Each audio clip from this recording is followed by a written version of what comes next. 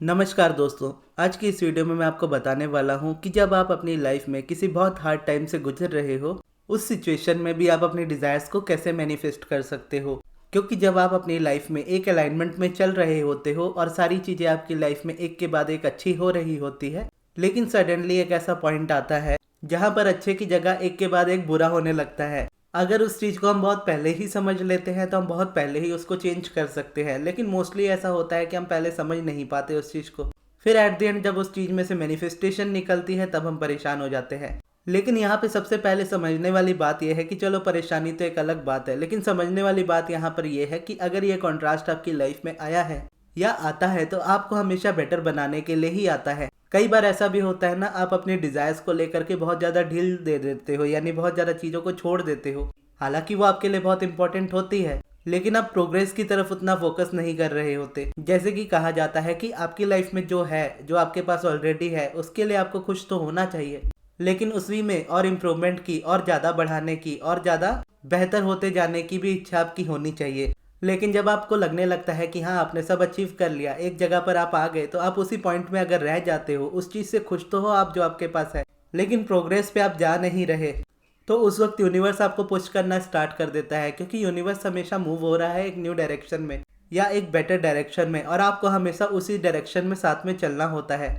जब आप थक के रुक जाते हो तो यूनिवर्स कुछ ना कुछ आपके लाइफ में इस तरीके का क्रिएट कर देता है, जो हालांकि आप ही क्रिएट करते हो अपने थॉट्स की मदद से। लेकिन यहाँ पर मैं ये कहना चाह रहा हूँ कि यूनिवर्स वो चीज़ें तब क्रिएट कर देता है जब आप अपनी लाइफ में उस तरीके से रुक जाते हो, जब आप अपना प्रोग्रेस वाला माइंडसेट रोक लेते हो। फिर वहां पर एक स्टकनेस वाली फीलिंग आ जाती है, या एक स्टक वाली जगह पे आप आ जाते हो। हालांकि आप स्टक होते हो, लेकिन यूनिवर्स नहीं होता, क्योंकि यूनिवर्स हमेशा मूव कर रहा होता है और यूनिवर्स चाहता है आप उसके साथ मूव करो। और अगर आप आज इस स्टैंड पॉइंट पे हो जहां पर आपको लगता है कि आपकी कोई डिज़ायर है, बहुत इंपॉर्टेंट है, वो आपकी लाइफ में नहीं है और आप उसे कभी मैनिफेस्ट नहीं कर सकते, या कोई चीज़ आपकी लाइफ में पहले थी और अब नहीं है, या जिस भी तरीके की सिचुएशन हो, कहने का बस मतलब यह है कि अगर आपकी लाइफ में इस वक्त कुछ भी अच्छा नहीं हो रहा, या आपको लगता है कि कुछ भी अच्छा नहीं होगा, और आप मैनिफेस्ट कर करके थक चुके हो, तो इसमें से आपको कैसे निकलना है ये मैं बताने वाला हूँ। यहाँ से निकलना सिंपल है। मैं अपनी लाइफ में खुद भी बहुत बार ऐसी सिचुएशन में आया हूँ और हर एक बार मैं बाहर निकला हूँ इन चीज़ों से।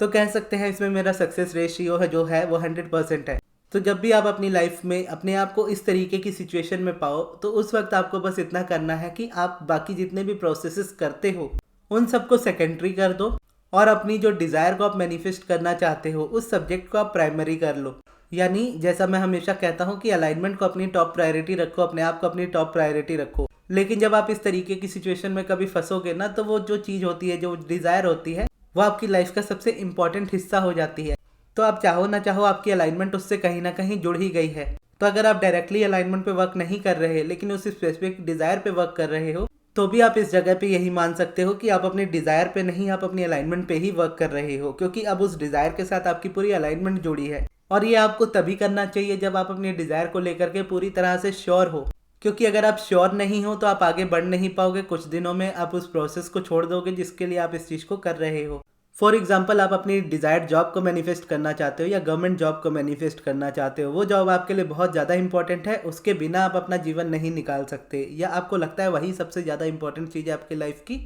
जिसको आपने हमेशा से चाहा है और आप किसी भी हालत में इस चीज़ को छोड़ने नहीं वाले। तो इस जगह पर जब आप उस प्रोसेस को चूज़ करोगे, यानी तभी आप उस प्रोसेस को चूज़ करोगे जब आप इतने श्योर हो अपनी डिज़ायर को लेकर के। लेकिन अगर आपको लगता है कि कोई फ़र्क नहीं पड़ता, कि अगर ना भी हो तो मुझे उतनी प्रॉब्लम नहीं है, तो ऐसे टाइम पे आप चाहे डिज़ायर पे वर्क करो या चाहे आप डायरेक्टली सिर्फ और सिर्फ अलाइनमेंट पे वर्क करो, दोनों ही जगह पे आप इसको मैनिफेस्ट कर सकते हो। वैसे तो पहली वाली सिचुएशन में भी आप दोनों ही जगह पे मैनिफेस्ट कर सकते हो, लेकिन जब कोई डिज़ायर होती है और वो बहुत इंपॉर्टेंट होती है, तो आप चाहो ना चाहो आप उस डिज़ायर के बारे में सोचोगे, और जब आप सोचोगे आप उसको क्रिएट करोगे, और जब आप क्रिएट करोगे और आप रेजिस्टेंस में हो, तो रेजिस्टेंस ही, नेगेटिविटी ही क्रिएट करोगे। तो ऐसे में मैनिफेस्ट भी नेगेटिविटी ही होगी। तो इसीलिए उस जगह पे ये इंपॉर्टेंट हो जाता है कि आप अपनी डिज़ायर पे स्पेसिफिक फोकस करो, ताकि आप उसमें रेजिस्टेंस क्रिएट ना करो, और जो पुराने बिलीव्स हैं उनको अपने ऊपर ना रखो, बल्कि एक न्यू बिलीफ बनाओ जो आपकी उस डिज़ायर को आपकी लाइफ में रियलिटी बना करके दे।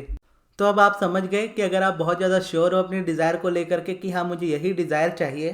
तो आप डायरेक्टली इस चीज़ पे वर्क कर सकते हो। अगर आप बहुत ज़्यादा श्योर नहीं हो तो डायरेक्टली आप सिर्फ और सिर्फ अपनी अलाइनमेंट पे वर्क करोगे। तो यहाँ पर अगर आप बहुत ज़्यादा श्योर हो, आपकी प्रायोरिटी है आपकी मैनिफेस्टेशन या आपकी डिज़ायर, अब उस चीज़ को अपनी रियलिटी में लाने के लिए, एक न्यू वे में लाने के लिए आपके माइंड में जो भी स्टोरीज चल रही हैं उसको आपको चेंज करना होगा। यानी एज सिंपल बोलो तो आपको अपने थॉट्स को चेंज करना होगा, क्योंकि फीलिंग्स आपके आपके जो इमोशंस होते हैं, आपकी जो फीलिंग्स होती है उस रियलिटी में आपके कंट्रोल में नहीं होती। क्योंकि आप चाहो ना चाहो आप फील वही करोगे जो आपके अराउंड हो रहा है, क्योंकि वही आपको असली लग रहा होगा। और उसको चेंज करना है तो फीलिंग डायरेक्टली अगर आप चेंज नहीं कर सकते तो आप सिर्फ अपने थॉट्स चेंज करोगे, अपने वर्ड्स चेंज करोगे, अपने सेंटेंस चेंज करोगे। और इसके लिए बहुत सारे प्रोसेसेस हैं, जैसे कि आप देखोगे आपका पॉजिटिव एस्पेक्ट्स है, स्क्रिप्टिंग है, ग्रेटिट्यूड है, या एफर्मेशंस है, रोबोटिक एफर्मेशन है, सब्लिमिनल है। जो भी आपको आपके अकॉर्डिंग लगता है कि आपके लिए बेस्ट हो सकता है या आप उसको कंसिस्टेंसी के साथ कर सकते हो, उस प्रोसेस को आप चूज करोगे और उसी प्रोसेस में आप कंसिस्टेंट रहोगे। इस जगह पे चाहे आपको करंट रियलिटी जैसी भी दिखे, चाहे आपको सारी चीज़ें हमेशा अपोजिट दिखे, चाहे आपको ये दिखे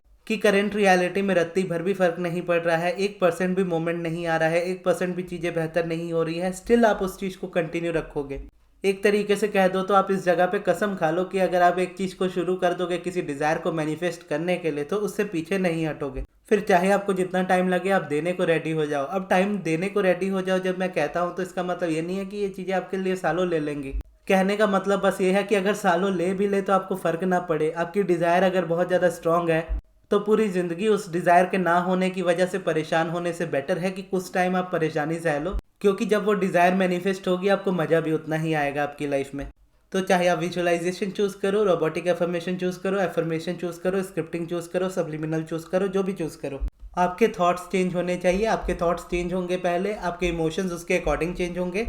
और उसी के अकॉर्डिंग आपकी रियलिटी चेंज होगी। और ये आपको तब तक करना है जब तक आप अपनी रियलिटी को पूरी तरह से चेंज ना कर लो, और उसके बाद भी आप इसको करते रहो ताकि आपके मन में कभी ये डर ना आए कि वापस ये चीज़ मुझसे ना दूर चली जाए। और इस जगह पे जो सेल्फ कॉन्सेप्ट होता है उसी को हम एक तरीके से कह सकते हैं अलाइनमेंट। सेल्फ कॉन्सेप्ट अगर आप देखोगे ना इतना भी बुरा हमारा नहीं होता है। आपने अपनी लाइफ में जाने अनजाने में बहुत सारी चीज़ें मैनिफेस्ट की है, और अगर आप लॉ ऑफ अट्रैक्शन या लॉ ऑफ अजम्पशन को नहीं भी जानते हो, या जब नहीं भी जानते थे तब से आप इन चीज़ों को करते आ रहे हो, यानी बचपन में आप चीज़ों को नहीं जानते थे, इन बारे में नहीं जानते थे, लेकिन स्टिल आपकी लाइफ बहुत अमेजिंग रही है। जैसा मैंने चाइल्डहुड वाले पॉजिटिव एस्पेक्ट्स में आपको लिखने को कहा था, तो आपकी चाइल्डहुड में से जो जो आप चीज़ें आपने लिखी है उसको जब मैंने रीड किया मुझे उसी से पता चला कि हाँ एक्चुअल में आपकी लाइफ अमेजिंग रही है हमेशा से। तो इसीलिए सेल्फ कॉन्सेप्ट किसी का इतना बुरा नहीं होता, बस रेजिस्टेंस की एक लेयर हम अपने ऊपर इतनी बढ़ा लेते हैं जिसकी वजह से चीज़ें हमसे दूर जाने लगती है। लेकिन जब आप ढीठ हो जाते हो कि मुझे ये चीज़ चाहिए मतलब चाहिए, इस चीज़ के बिना मैं अपनी लाइफ में नहीं जी सकता, इस चीज़ पे मैं कभी कॉम्प्रोमाइज़ नहीं कर सकता, मैं अपनी कोई भी डिज़ायर पे कभी कॉम्प्रोमाइज़ नहीं कर सकता, अगर इस तरीके से आप अपनी लाइफ में चलते हो तो आप देखोगे कि आप अपनी लाइफ में वो सारी चीज़ें मैनिफेस्ट करोगे जो आपकी डिज़ायर है। ऐसी एक भी चीज़ नहीं रहेगी जो आप बोलोगे कि मेरी लाइफ में मैनिफेस्ट नहीं हुई। बस इसके लिए आपको भी इतना ही करना है कि अपनी डिज़ायर को लेकर के पूरा श्योर रहना है कि मुझे यही चाहिए, और जब वही चाहिए तो एग्जैक्टली आप उसी पे वर्क करोगे और कसम खा लोगे कि मैं पीछे नहीं हटने वाला उस चीज़ से, और उसको मैनिफेस्ट करके ही रहोगे। फिर चाहे करंट रियलिटी आपको कुछ भी दिखाए, आपको रियलिटी में कुछ भी नज़र आता रहे, चीज़ें आपको जितनी भी अपोजिट रह दिखती हुई नज़र आए, आप पूरी कंसिस्टेंसी के साथ सिर्फ और सिर्फ अपनी डिज़ायर पे रहोगे कि मुझे यही चीज़ चाहिए, मुझे यही चीज़ चाहिए, और वो आप रहोगे अपने प्रोसेस के साथ, जिस प्रोसेस को आप चूज़ कर रहे हो उसमें कंसिस्टेंट रह के। और प्रोसेस भी चेंज नहीं करोगे, एफर्मेशन भी आप बार बार चेंज नहीं करोगे, एक ही बार जो चूज़ करोगे उसी को कंटिन्यू रखना है जब तक वो रियलिटी ना बने। तो ये थी हमारी आज की वीडियो। आपको ये वीडियो कैसी लगी कमेंट्स में ज़रूर बताइएगा, और इस वीडियो को यहाँ तक देखने के लिए बहुत बहुत धन्यवाद।